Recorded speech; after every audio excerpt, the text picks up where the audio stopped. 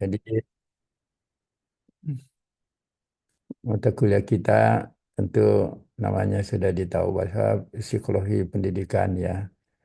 Pengampunya kami berdua yaitu dengan Prof. Dr. Abdul Sindring MPD. Ini Pak Abdul Sindring ini eh, pernah atau mantan dekan ya di FIP ya, Fakultas Ilmu Pendidikan. Ini biasanya di mata kuliah hari Kamis jam 10 sampai jam 12. Tapi hari ini kita lebih awal ya. Eh, jam berapa di jadwal kita ya? Saya belum lihat lagi. Yang resmi jam berapa? Masih seperti ini. Ini model yang lama ini. Jam berapa di jadwal? Apa masih 10 seperti ini Prof. atau ya jam 10 juga? Jam 10 juga Prof ya. Oh ya cocoknya kalau gitu. Jadi hanya hari ini kita lebih awal karena ada acara setelah ini jam 9 masuk kampus. Oke ya kita lanjut saja. Kita lihat uh, materinya. Kan ini sudah dikasih tahu kemarin bahwa tadi wah balik lagi. So, dia adalah cabang dari masih termasuk cabang dari ilmu psikologi ya, mengkhususkan diri pada acara memahami pengajaran dan pembelajaran dan lingkungan pendidikan itu menurut Wikipedia yang dimaksud psikologi pendidikan ya. Lanjut, ini mungkin sudah dari yang sudah disampaikan. Ini menurut Senstrok 2010, psikologi pendidikan adalah cabang dari ilmu psikologi yang berusaha memahami proses pengajaran dan pembelajaran dalam konteks pendidikan ya. Itu di sini ada proses pengajaran dan pembelajaran. Ini tentu beda ya dipahami bahwa proses pengajaran ini kalau bahasa Inggrisnya adalah teaching ya. Kalau pembelajaran bisa dikatakan instruksional itu. Jadi dua-duanya ini mencakup. Jadi pengertiannya pengajaran adalah manakala pengajaran itu atau terjadi manakala ada guru dan peserta didik gitu. Kalau tidak ada guru atau salah satunya tidak ada, guru saat datang ke kelas, tidak ada murid di anunya, peserta didiknya tentu tidak bisa terjadi pengajaran gitu. Harus dua-duanya ada, ada guru, ada peserta didik atau murid atau mahasiswa gitu. Itu baru terjadi yang namanya teaching atau pengajaran. Sedangkan pembelajaran bisa saja tidak ada guru situ. Nah, hanya dia belajar sendiri, pembelajar sendiri, misalnya dia menggunakan modul dan sebagainya gitu ya. Oke, kita lanjut lagi. Mana ini? Proses pembelajaran ada nanti mencakup metode ya, belajar mengajar dan sebagainya. Hmm, jadi eh, ini prosesnya. Terus pelajar dan proses belajar ada penerapan kaidah-kaidah psikologi tentang berpikir dan psikologi perkembangan dan perbedaan individu gitu ya. Nanti kita itu semua cakupan dari psikologi pendidikan ya. Ada lagi lingkungan atau kaitan sosial tentang lingkungan sekolah dan keluarga. Jadi ya, nanti pendidikan keluarga ya. Kita lihat lagi apa ada. Jadi tujuan pendidikan bukanlah hanya memberi resep-resep untuk guru, untuk calon guru atau orang lain yang berpengaruh pada prestasi belajar siswa, seakan-akan hanya dengan resep itulah proses belajar mengajar akan sukses. Ya, bukan itu saja. Jadi psikologi pendidikan justru ingin mengungkap prinsip-prinsip umum yang dapat diterapkan di lingkungan pendidikan yang luas gitu. Nah, ini nanti tentunya kita gunakan teori-teori belajar gitu ya. Antara lain Anda sudah tahu teori-teori belajar itu misalnya kalau memberi materi tentu yang mudah-mudah dulu gitu ya. Kemudian beransur-ansur menjadi materi yang di atasnya yang lebih sulit lah gitu ya. Oke.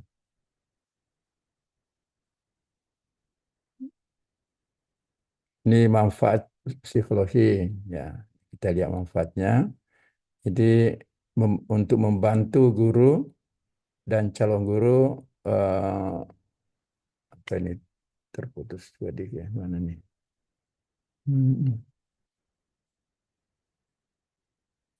Dalam mengembangkan pemahaman yang lebih baik mengenai kependidikan dan prosesnya gitu. Ini menurut Lindgren ya, membantu guru dan calon guru dalam mengembangkan pemahaman yang lebih baik mengenai kependidikan dan prosesnya ya, proses belajar mengajar maksudnya ya. Nah, yang lainnya untuk memecahkan masalah-masalah tergantung juga ini. Masalah-masalah yang terdapat dalam dunia pendidikan dengan cara menggunakan metode-metode ya, metode belajarnya. Kaplan. Ini manfaat psikologi. Lanjut. Jadi psikologi pendidikan eh, bertujuan, ini tujuannya ya, untuk memberi bekal bagi guru maupun calon guru mengenai aspek-aspek psikologis yang perlu dipahami dalam proses belajar mengajar sehingga guru memiliki kemampuan untuk terus mengevaluasi dan memperbaiki cara mengajarnya dan meningkatkan kualitas pembelajaran gitu ya. Nah, ini nah, di, tujuannya ya. Nah, terus apa lagi. Nah, ini. Ya, pertumbuhan dan perkembangan. Ya, pertumbuhan perkembangan faktor yang mempengaruhi pertumbuhan ya. Ada namanya sebelum kelahiran ya. Jadi bisa saja mempengaruhi eh, seorang pertumbuhan ya, seorang anak sebelum kelahiran gitu ya. Makanya kalau seorang ibu di saat katakanlah mengandung ya harus baik-baik gitu ya. Dan sampai bisa terjadi biasa biasa kita dengar di saat dia anak dikandung orang tuanya atau ibunya lebih khusus katakanlah eh, memaki-maki atau apa orang yang cacat, misalnya orang yang ada hanya satu tangannya atau ya kurang sempurna lah. Nah, sehingga saat melahirkan kenapa terjadi pada anaknya gitu ya. Nah, itu makanya seorang ibu di saat sebelum melahirkan harus berlaku baik gitu. Sama juga halnya yang sebaliknya, ada seorang ibu di saat selama mengandung anaknya, katakanlah setiap malam Jumat dia berdoa, membaca Al-Quran dan sebagainya gitu ya. Nah, itu bisa berpengaruh eh, dengan harapan anak yang dilahirkan menjadi anak saleh atau salihah gitu ya. Ini sebelum kelahiran. Kedua, saat dilahirkan. Itu kalau saat dilahirkan, ya itu juga harus seorang orang tua harus me- betul-betul memperhatikan itu ya karena ya sekarang orang melahirkan ada yang melahirkan dengan normal, ada juga melahirkan katakanlah di waktu rumah sakit, sesar dan sebagainya gitu ya. Nah, itu juga saat yang bersejarah gitu saat seorang anak dilahirkan ya. Sesudah kelahiran, ya ini kalau sudah lahir tentu menjadi balita lah untuk anak-anak, tentu memerlukan lagi pertumbuhan yang khusus gitu ya. Tentu beda anak-anak dengan orang dewasa gitu. Sesudah kelahiran. Ya terus sebetulnya kita juga ini termasuk sesudah kelahiran itu ya, sudah lahir di dunia. Nah ini ya, ini yang penting ada faktor psikologis masing-masing itu tadi. Nah, ini juga tentu perlu perhatian tentang kejiwaan mereka gitu ya di tahap-tahapan itu ini. Misalnya anak-anak itu waktu kecil tentu eh, dari sisi psikologi kejiwaan adalah masih tahap bermain. Makanya dia itu seorang pendidik harus tahu dia. Terkadang orang dewasa me- mengibaratkan seperti dirinya gitu. Padahal ini masih dari tahap pertumbuhan masih dianggap masih kanak-kanak gitu ya. Oke, kita lanjut lagi. Oke, ini. Soalnya faktor dan pengaruh perkembangan ya. Ini nah, ada namanya nativisme gitu ya. Nah, ini nativisme ini adalah satu konsep yang mana dari Plato, Descartes, Lombroso dan yang paling terakhir ini yang paling akhir Arthur Schopenhauer ya. Kita nanti lihat bagaimana pendapatnya teori ini. Teori ini sebetulnya nativisme ini berasal dari kata Latin ya, yaitu nativus yang berarti terlahir gitu ya. Nah, ini tokohnya ini Arthur Schopenhauer nanti kita lihat ada gambarnya.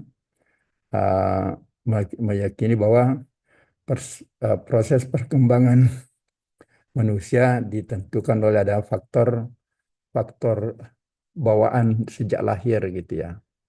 Nah, ini lebih banyak mengandalkan faktor bawaan. Katakanlah seperti mm, bakat ya dan sebagainya itu yang mana diwariskan oleh kedua orang tuanya gitu secara genetik ya. Nah, ini nativisme, teori nativisme ya. Nah, yang kedua ada namanya empirisme. Ini empirisme eh, apa namanya yang sebagai ahli apa namanya sebagai penggagasnya dipelopori oleh John Locke ya. Nah, ini suatu teori yang mengatakan eh, manusia itu lahir semacam kertas putih gitu, tabula rasa ya. Jadi lingkunganlah atau orang-orang di sekelilingnya yang memberi warna gitu. Jadi ini lebih banyak ke lingkungan. Jadi sebaliknya tadi, eh, dia tidak terlalu peduli bakat dan sebagainya. Kalau anak itu lingkungan yang baik, diasuh oleh apa namanya, diberi pendidikan baik, akan menjadi seperti itulah yang dirancang oleh katakanlah kalau kita di pendidikan kurikulum yang sudah dibuat sebelumnya gitu. Ini penganut dari aliran empirisme gitu. Tokohnya adalah John Locke itu. Jadi seorang filosof atau filsuf dari berkebangsaan Inggris ya. Kayak eh, orang Inggris ya. Kalau tadi eh, yang terakhir Schopenhauer itu dari Jerman ya. Jadi kebalikan dari nativisme ini empirisme. Ada satu lagi, eh, ini konvergensi dan interaksionisme. Ini pelopornya adalah William Stern.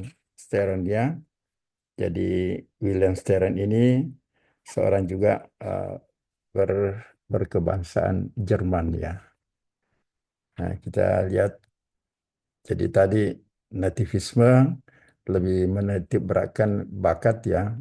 Itu tidak memperdulikan yang namanya lingkungan, pendidikan dan sebagainya. Itu bakat ini kalau eh, biar dikasih apa namanya pengaruh dari lingkungan ya pasti bakatnya itu yang lebih utama gitu ya.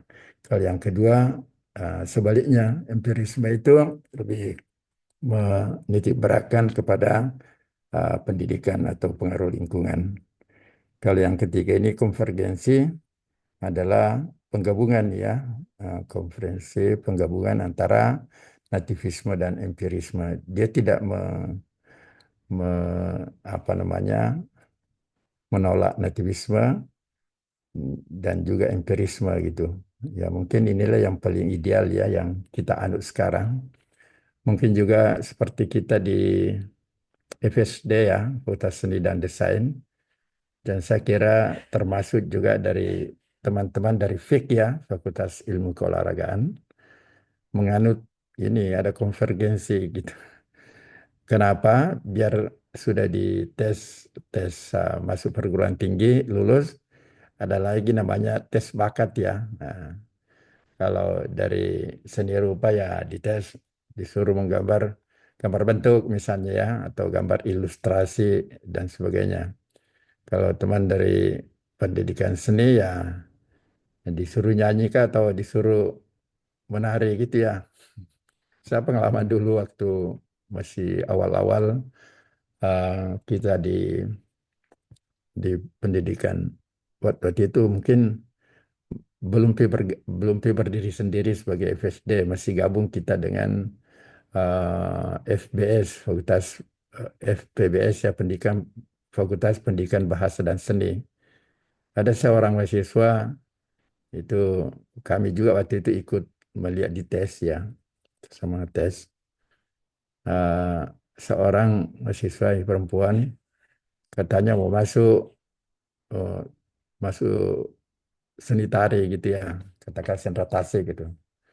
Di tes, eh, kalau di tes waktu itu langsung 5 orang gitu. Ya diputarkan lagu biasa itu waktu itu nggak tahu tesnya sekarang. Eh, Dikasih lagu-lagu yang iramanya agak ngerok sedikit ya, gembira. Ya, yang salah seorang di antara 5 orang itu ya tidak ada gerakan, dia tidak bisa menyelesaikan eh, nada atau lagu yang diputarkan itu. Nah, sesi kedua diputarkan lagi lagu yang bernada slow-slow gitu, katakan Lingua Miri atau apa gitu. Hampir sama saya gerakannya gitu. Waktu itu ketujurusan kita, sudah almarhumnya Pak Abdullah MS, dipanggillah salah seorang di antara itu yang tadi sama saja gerakannya baik nada gembira maupun nada slow. Tanya sama Pak Abdullah, "Oh, kami itu kok bisa memilih jurusan seni tari gitu, katakan seni tari. Ternyata kamu tidak, sepertinya tidak bisa mengikuti gerak seperti teman-teman yang 4 tadi gitu." Apa dia bilang, wah waktu itu kenapa kamu memilih seni tasik atau seni tari gitu, bilang. Ya Pak, saya memilih karena saya mau belajar menari gitu. Wah ini mungkin tarafnya masih tingkat TK lah gitu ya, untuk bela paling menari aja gitu. Jadi sudah tingkat perguruan tinggi gitu. Akhirnya waktu itu masih ada sistem bisa dipindah gitu ya. Kita waktu itu pindahkan ke, ya kalau kamu mau lanjut di UNM ini, kami menyarankan pindah saja ke bahasa gitu ya. Pilih bahasa apa yang cocok untuk Anda gitu ya. Itu tes bakat ya. Itu ada nativisme dari bakat. Mungkin sama halnya teman di FIK ya. Saya dengar di Fakultas Olahraga, kalau dia tidak bisa menguasai salah satu cabang olahraga, katakanlah bulu tangkis atau tenis meja atau apa, disuruh saja lari di lapangan itu, nggak tahu berapa kali keliling lapangan gitu ya. Melihat staminanya apa bisa atau tidak. Kayak itu tadi sekedar gambaran bahwa faktor apa namanya bakat dan lingkungan, nah itu.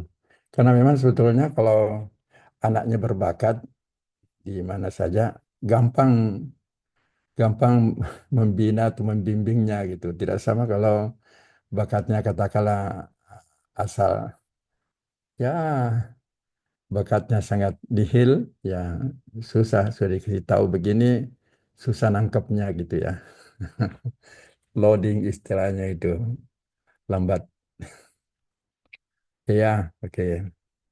Indah lagi yang lain. Kita lihat fotonya pelopor apa namanya, Atul Schopenhauer ini. Ini fotonya.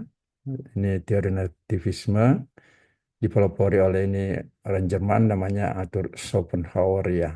Hidup tahun 1788 sampai 1860 ya. Jadi berapa ya? Ada 72 tahun usianya ya. Berapa?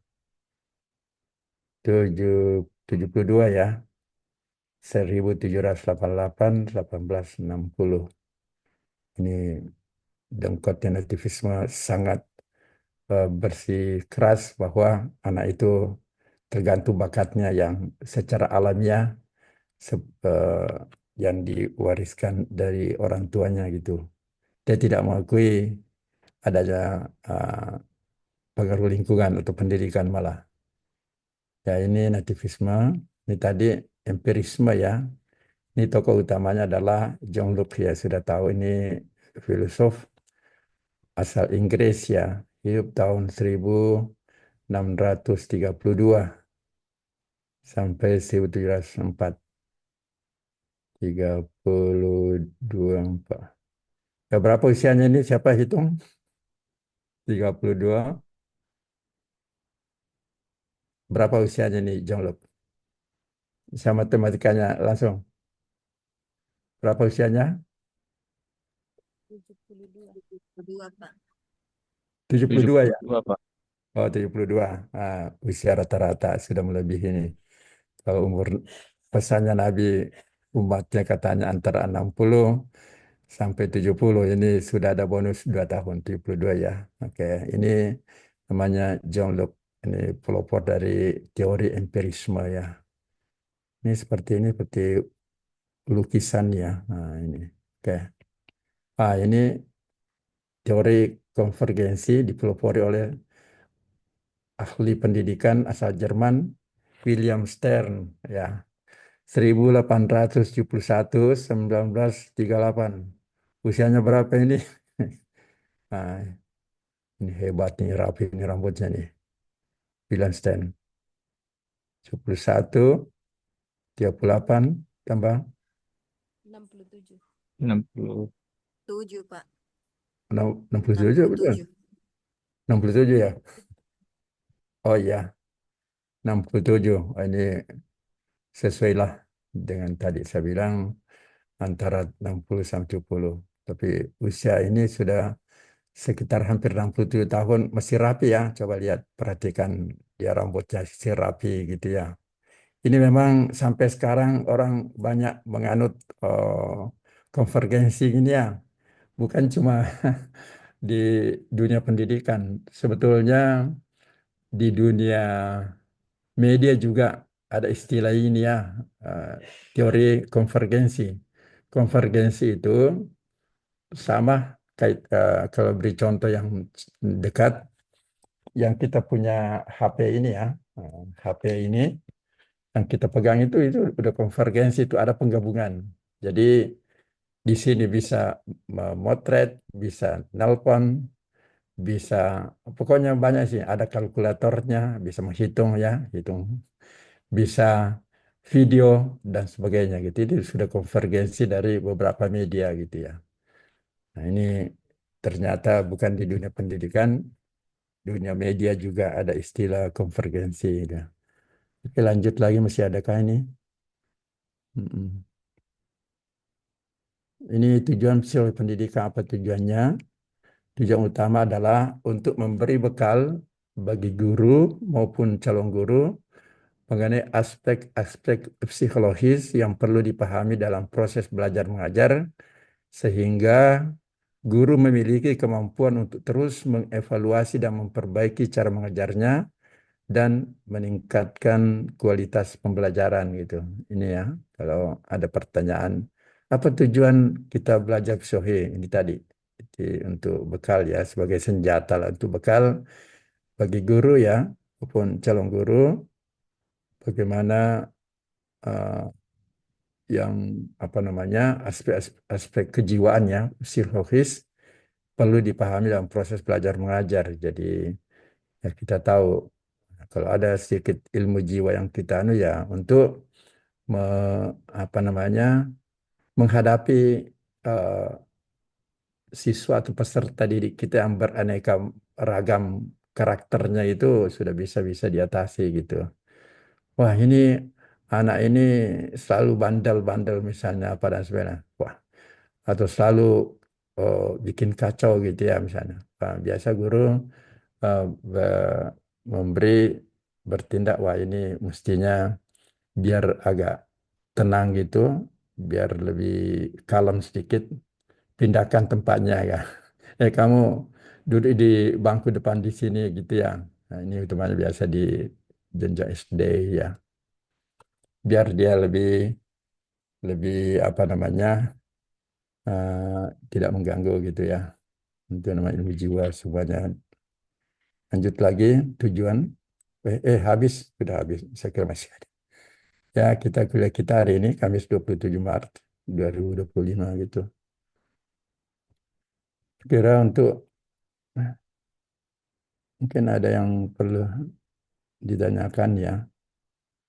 Karena ini hanya pengantar yang saya yakin percaya kalau saya ini tadi sudah di sudah dibahas barangkali oleh Prof. Abdullah Sindring ya. Nggak apa-apa lah sebagai pengingat kembali bahwa apa tujuan kita belajar ini, karena mata kuliah ini sebetulnya di psikopendidikan ini kita tidak dapatkan di FSD ya. Ada yang dapat nggak? Mungkin di kita, seingat saya tidak ada yang biasanya yang ada kaitannya ini dengan pisau pendidikan adalah yang kami ampu juga bersama Pak Sukarman B, Dr. Sukarman B adalah pengantar pendidikan gitu. Jadi istilah seperti tadi nativisme, empirisme, konvergensi, ada malah disebut teori naturalisme dan sebagainya, itu biasa munculnya di mata kuliah pengantar pendidikan, bukan psikoya. Oke, sampai di sini dulu, mungkin ada antara masih kita diskusikan, pertanyakan, boleh. Masih ada waktu ya. Saya nanti nanti jam-jam 9 ya, atau hampir jam 9 saya siap dari rumah mau kampus. Undangannya jam 9. Mungkin ada yang perlu di-share, didiskusikan. Tapi saya kembali ulang kembali bahwa eh, barangkali nanti setelah libur saya masih masuk ke sekali lagi untuk selanjutnya nanti para mahasiswa Anda semuanya bikin makalah ya, yang tentu kalau bikin makalah sekalian bikin PPT-nya ya, PowerPoint-nya untuk dipresentasikan, presentasikan ke temannya, judul yang diangkat ya. Itu nanti judulnya nanti Anda pilih sendirilah, barangkali lebih lebih fleksibel. Yang jelas em, kalau pendidikan seni rupa, carilah materi-materi yang eh, seni rupa kaitannya dengan eh, psikologi pendidikan gitu ya, dengan ilmu jiwa, ilmu kependidikan, atau teori-teori psikologi gitu. Itu seni rupa ya. Nah, kalau yang pendidikan seni ya sama saja ya, menyangkut juga kesenian. Mungkin sebagai contoh ya, bisa saya contohkan ada sebuah penelitian itu, ya saya tahu apa judulnya penelitian itu, tapi yang jelas eh, dia kaitkan dengan eh, mata kuliah gambar bentuk gitu.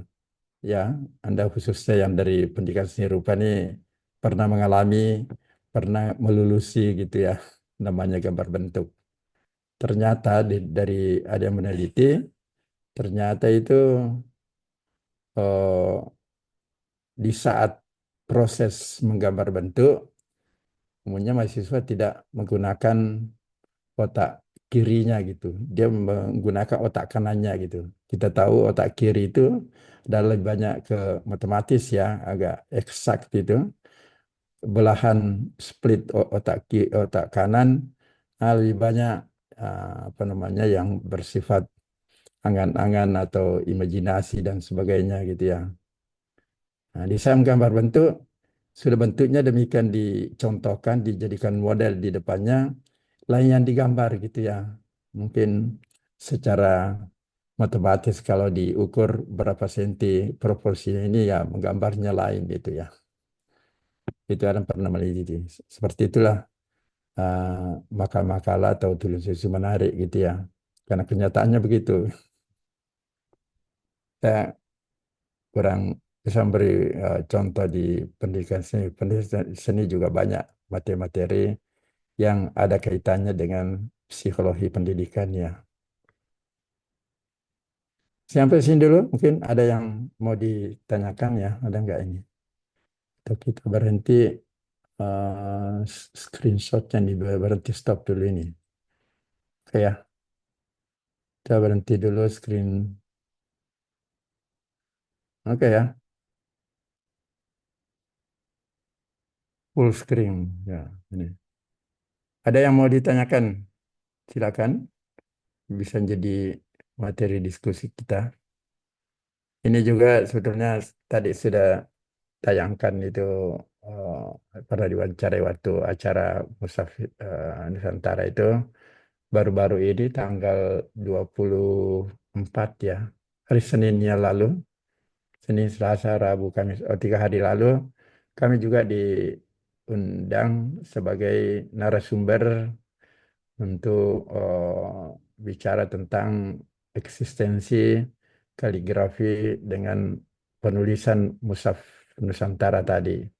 Itu siaran itu direlay an- seluruh Indonesia ya, karena direlay juga RRI Pro 4 Jakarta. Jadi hubungannya RRI Pro 4 Makassar dengan RRI Pro 4 Jakarta gitu ya. Banyak penanya dari beberapa daerah termasuk dari Lampung gitu ya, ada pertanyaan. Seingat antara lain, di mana Pak kita kursus kaligrafi gitu ya. Kalau pusatnya di Jakarta itu di Lembaga Kaligrafi Al-Quran di Lemkah di Sukabumi, Jawa Barat itu ya. Kalau di Makassar ini baru terbentuk yang namanya apa namanya perkumpulan untuk kaligrafer itu, Perkasi, perkumpulan kaligrafi dan suhruf Indonesia gitu untuk daerah Sulsel ini, dan baru mau dibicarakan nanti kalau ada pertemuan nanti di mana ditempatkan kalau ada kursus kaligrafi gitu ya. Saya bilang di tempat saya juga saya selalu dikasih khat atau kaligrafi itu, tapi bukan di pendidikan seni rupa, malah di pendidikan bahasa di FBS ya di sebelah. Nah, itu ada 3 kelas semester ini. Pak itu ada kaitan kaligrafi. Ini kita kembali ke laptop lagi, kaitannya dengan psikologi pendidikan gitu. Mungkin ada yang Anda bisa share, kita diskusikan bersama, karena saya yakin sudah banyak materinya sudah diberikan oleh Prof. Abdullah Simring ya. Ada? Ya, baik, Pak. Saya Andi Purnamasari. Oh iya, Yang gitu. yang Ya, tadi Bapak contohkan itu kan dari seni rupa. Kalau ya. boleh minta contoh, Pak, kalau dari seni tari itu yang dikaitkan dengan psikologi pendidikan itu dari segi apanya? Apakah dari teknik gerak atau penghafal gerak atau meniru gerak? Tak baik, Hmm. Pak. Oh ya, Eh, ya kan bisa dari teman-teman dari pendidikan seni kan bisa, no, bisa antara lain itu Ibu barusan sebutkan gitu ya. Tari itu ada kalanya memang terinspirasi atau filosofis dari seni tari itu terambil dari binatang, misalnya gerak, misalnya tari kupu-kupu, tari apa ya, burung, ya pokoknya bisa terinspirasi dari situ. Itu bisa menjadi bahan untuk ditulis gitu ya. Hmm. Mungkin ada tari yang menirukan binatang yang lain gitu ya, seperti kata misalnya dan sebagainya gitu ya. Karena memang alam ini merupakan sumber inspirasi semuanya gitu. Seperti burung itu bukan cuma di seni tari, seorang pelukis juga dari seni rupa itu seperti yang kita tahu Leonardo da Vinci itu untuk dia tahun di abad ke-15 sudah ciptakan lukisan yang orang di kemudian hari mendapat inspirasi bikin misalnya pesawat helikopter gitu ya. Nah, mungkin dari tari memang saya tidak banyak mengetahui gimana filosofinya, tapi yang jelas uh, ada yang bisa terinspirasi dari alam semesta ini bisa menjadi sebuah karya gitu ya. Iya, maafin ada Baik, telepon Pak. sama. Terima kasih. Iya. Halo, assalamualaikum. Iya, iya ada Kak di rumah ya. Ke sini. Oh, ya, ya, ya, boleh sebentar ya. Iya, ini ada tamu. Ntar dulu. Mm-mm. Saya dulu ada 2 menit ya saya ke depan ada tamu di depan pintu.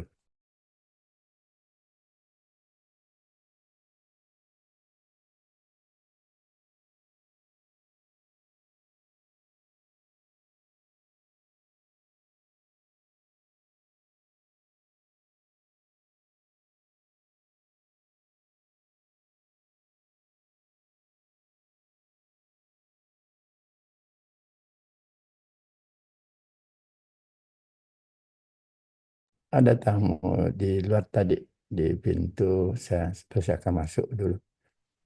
Ya, masih ada pertanyaan lain nggak ini? Ya itu tadi ya, saya kira dari teman-teman dari seni pendidikan seni bisa share ya, ketik itu saja kaitan eh, seni pendidikan seni dengan eh, psikologi atau ilmu jiwa gitu ya. Bisa nanti muncul berbagai macam topik atau judul gitu ya. Tapi insya Allah masih ada pertemuan sekali lagi, insya Allah ya tentu habis Lebaran insya Allah ya. Masih ada materi dari saya. Nanti setelah itu nanti kita akan mempersilakan mahasiswa untuk mempresentasikan topik atau judul yang dia bikin gitu ya, yang dia pilih. Itu barangkali ya, masih ada.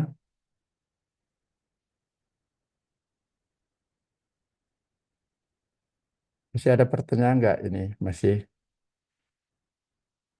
Enggak, kalau ini yang hadir sampai saat ini 24 ya.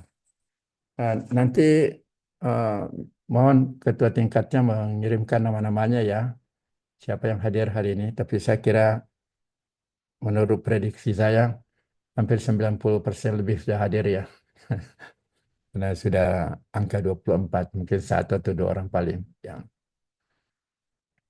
mungkin nanti dikirimkan saya kalau lengkap nama-namanya lebih bagus. Kalau tidak dikirimkan saya yang siapa yang berhalangan, mungkin ada yang sakit atau gimana gitu. Sebagai administrasi kita. Tidak ada pertanyaan lagi nggak menyangkut ini? Menyangkut mata kuliah kita. Ya, saya ulang kembali bahwa dari awal, saya begitu juga tahun-tahun lalu, komitmen kami dengan Pak Prof. Dr. Abdullah Sindrim bahwa Pak Aziz nanti menangani kaitannya eh, pendidikan seni atau apa namanya kesenian dengan kaitannya dengan psikologi gitu. Ya, mungkin dasar-dasarnya sudah diberikan oleh Pak Prof. Abdullah Sindrim gitu ya. Ada perlu ditanyakan kembali nggak ini?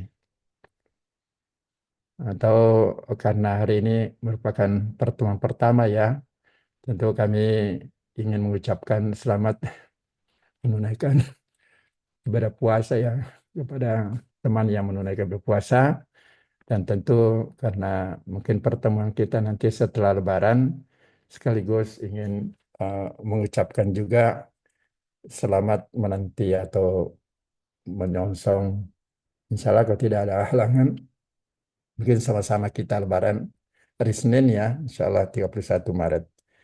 2025. Maaf. Kami juga mungkin sebagai tim ya, kami dalam arti kata saya dengan Pak Profesor Sindeng mengucapkan juga mohon maaf lahir dan batin kepada semuanya gitu ya. Karena katanya bilang nih yang pendakwa yang di masjid saya tidak ada katanya orang tidak ada salahnya gitu, tidak pernah salah, tidak ada dosanya gitu, semuanya ada gitu ya. Makanya di saat momen hari apa namanya hari raya Idul Fitri, semua kita kembali nanti menjadi suci, saling maaf memaafkan gitu ya. Ada lagi nggak ini? Mau foto dulu, Pak. Tapi Prof, Ya, untuk pertemuan silakan. selanjutnya berarti sudah Lebaran Prof deh. Sudah ya kita ingatkan aja sudah barang nggak tahu sampai tanggal berapa. Saya juga kurang perhatikannya, tapi yang jelas eh, ada nanti apa namanya setelah Lebaran eh, kan jadwalnya kita kan hari Kamis ya jam 10-an tadi. Ya kita lihat nih nanti hari Kamis setelah Lebaran setelah selesai libur Lebaran, nah kita komunikasikan lagi ya Pak Andi Sultan Aludin. Ini sebagai mediatornya Andi Sultan kita angkat saya sebagai mediator hubungi ke saya. Nanti Andi Sultan hubungi ke teman-teman semua gitu ya untuk kita atur jadwal kita setelah Lebaran insya Allah ya. Ya itu barangkali. Prof. Ada lagi? Ya eh, itu saja yang ditanyakan ya. Jadi setelah libur bersama, Pak, setelah selesai cuti libur bersama, lanjut kuliah keduanya Ya, atau ya setelah kita aktif kembali kuliah kan ada nanti waktu kuliah. Kalau pas hari pertama kuliah Kamis ya langsung kita masuk sesuai jadwal gitu ya. Tapi kalau ya kita lihat nanti karena saya juga nggak perhatikan yang namanya jadwal liburan ya. Kita lihat sama-sama lah. Dan biasanya itu ada edaran resmi dari Pak Rektor ya, libur bersama dari tanggal sekian sampai tanggal sekian ya. Ya paling 1 minggu setelah Lebaran saya pikir sudah aktif kita ya. Biasanya gitu. Itu sudah lama ya nih kalau Pak, satu. Ya. kalau di kalender itu Pak sampai tanggal 7 libur bersamanya. Jadi Selasa tanggal 8 itu sudah aktif semuanya. Oh hari Selasa sudah aktif. Selasa Berarti Pak, iya.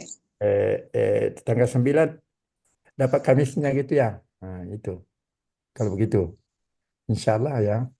Hari Kamis tanggal 9 April Tanggal ya. 10 kayak Pak. Oh, Karena Selasa itu tanggal 8, berarti baru 9 8. Rabu. 10 Ah, Pak berarti. ya, iya. Kalau gitu bagus.